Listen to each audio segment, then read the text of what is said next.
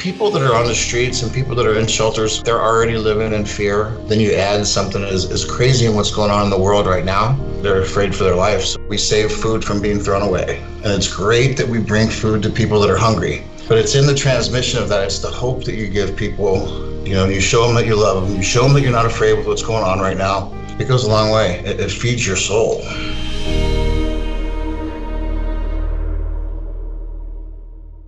5 or 6 years ago, I use those years loosely because I really don't remember. I was strung out on drugs. I was 420 pounds. My skin was green and yellow. It was horrifying. And I was actually staying under a bridge outside of Oakland, California. Any amount of money that I would come up with, beg, borrow, steal, cheat, whatever I had to do, none of it went towards food. It was all towards, my addiction and things like that. I was sick. I was ready to die. And Peter Brooks, one of the pioneers of this movement, White Pony Express, actually would bring crates of food down to me. So my soul was dark. I was lost. But what he did was he delivered food with love and dignity and hope. And that was the beginning of the end of my drug abuse and a dark time in my life.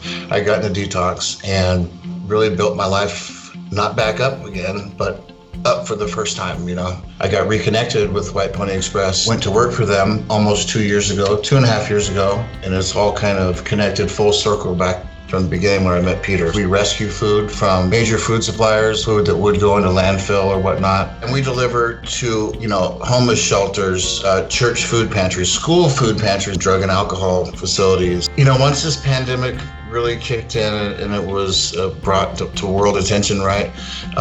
Things have changed tremendously. Our numbers have almost tripled. People are on board with our cause and our mission. Good morning. We're here at White Pony Express.